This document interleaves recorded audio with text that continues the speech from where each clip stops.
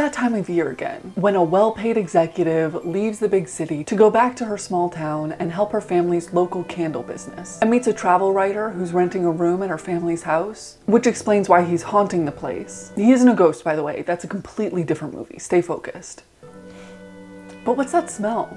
Could it be their love stinking up the place? The love in your eyes when you're making candles. It's different than when you're making perfume. Oh, did I not mention that she's a perfume maker turned candle maker? I can't imagine a more unrealistic career pivot. The two come together to make Sensational Christmas. A title so perfect there's no way they're A/B testing it before our noses. Oh, okay.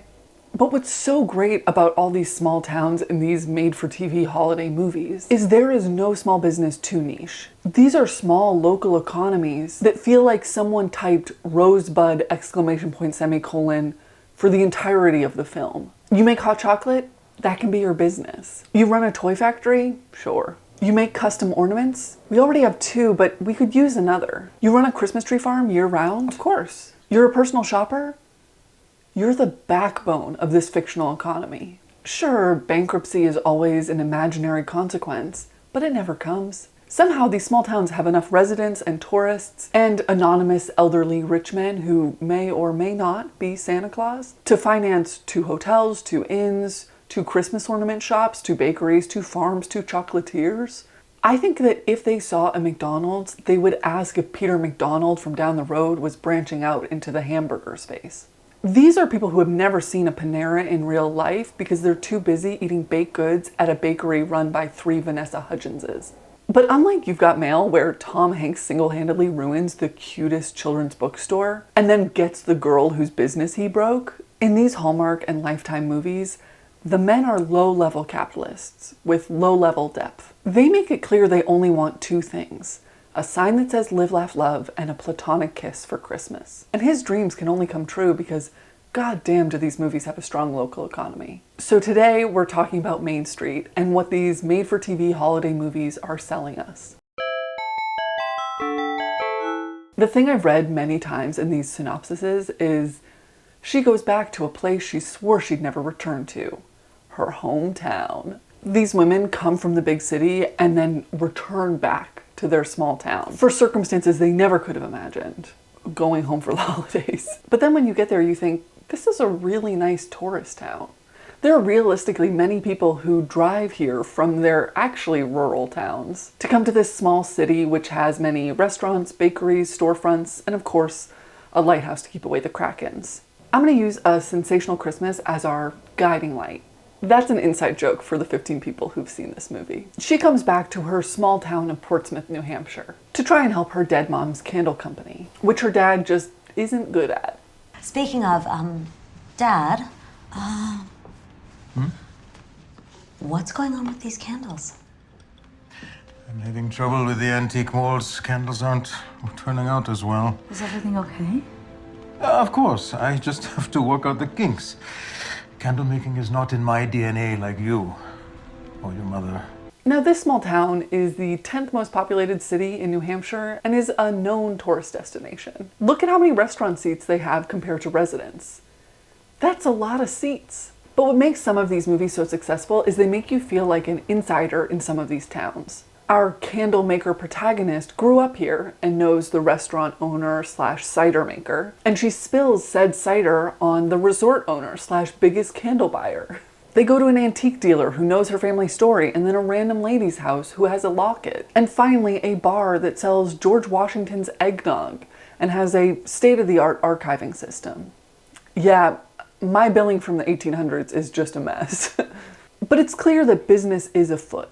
So I want to dive deeper into the local job market.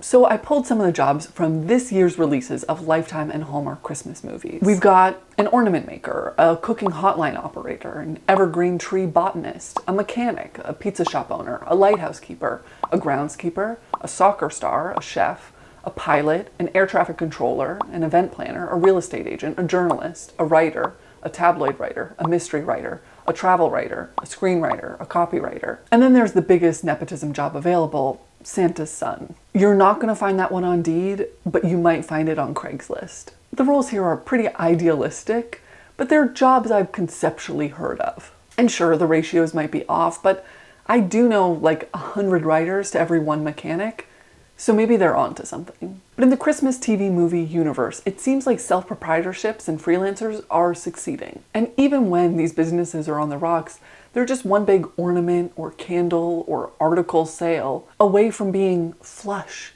and having like a 401k. I would love to know their insurance premiums. But in this universe, you can't just go to work every day and then come home and relax. You need events that force you to see your ex, or the choral director, or your ex who's the choral director. It could be as simple as a Christmas tree lighting, or as complicated as whatever this is. So what brings you by? I was wondering if you two were coming to the Green Pine Grove Town Square Christmas Eve Festival of Lights Christmas Tree Decorating Contest Finalist Gala tonight? Are you going? And sure, when you arrive at the event, it's usually just the 3 other people the protagonist has spoken to so far, and also a man who's possibly Santa. Now, I'd be curious to hear from the holiday TV movie heads if you feel like there's a lot more international movies lately, especially European. I remember in the past it was a lot of like, woman becomes princess of fictional European town. But now they seem to be entering something adjacent to realism. Oh, you want a cute holiday movie set in a walkable town? I don't think the US is going to provide that for you. Have you checked out Germany? But when these movies are stateside, they're appealing to our most basic desires. Sparkly white lights, a conflict so simple a golden retriever could solve it. But what I noticed when I was watching Sensational Christmas was the city she left wasn't really a city. They said it was a city, but it was just a job. Every scene in the city is just in the office building. Well, it's very clear to me you should not be making perfume. We never see her apartment or her street or really anything outside of her workplace. It's like, of course everyone's going to want to leave the city. The city is only job, while their hometown is usually community with a side of job. And these reinvented lives don't necessarily have to come at the cost of moving. If she was ever allowed to leave the office building of perfume job, she might meet a mechanic or a writer, probably not a lighthouse keeper. But if she went to the local aquarium, maybe a kraken. Now you may be thinking, Kendra, you really didn't mention architecture in this video. Are you doing okay? And the answer would be, yeah, I'm doing great. I was saving it for my own made-for-TV holiday movie, enemies to lovers story, being pitched to you right here, right now. The story follows Willow, a historic preservationist working in DC. She gets put on an assignment to help preserve a historic mansion in her hometown. It turns out her former classmate and academic nemesis, James, is the newly elected mayor and is trying to get the property closed down before the new year. Despite James's attempted interference, Willow assesses the historic property and gets it listed on the National Registry of Historic Places, which means it's not going anywhere without a fight. But it turns out James's motives weren't malicious. He was fearing the town's future and finances, assuming that the only way forward was to sell the town's past. Willow shows him how many of the most successful towns revitalize their city centers by preserving their older buildings, finding better ways to utilize them, and increasing walkability. And now that they're on the same page, Willow and James work together to run a holiday fair that would cover the house restoration costs and helps restore interest in the small town's local commerce. And also, they fall in love. Hallmark, Lifetime, call me up. There's a whole scene about Palladian windows that I think you're gonna love. Anyway, friends, I hope this video made you feel like you were eating a candy cane in the back of a horse-drawn carriage. If you like this video, please subscribe. You can also join my Patreon if you'd like to learn about my favorite reference books or see some of my bonus videos, which are casual and fun. Thank you all for watching. Happy holidays. I'm like blushing because I'm embarrassed. Okay.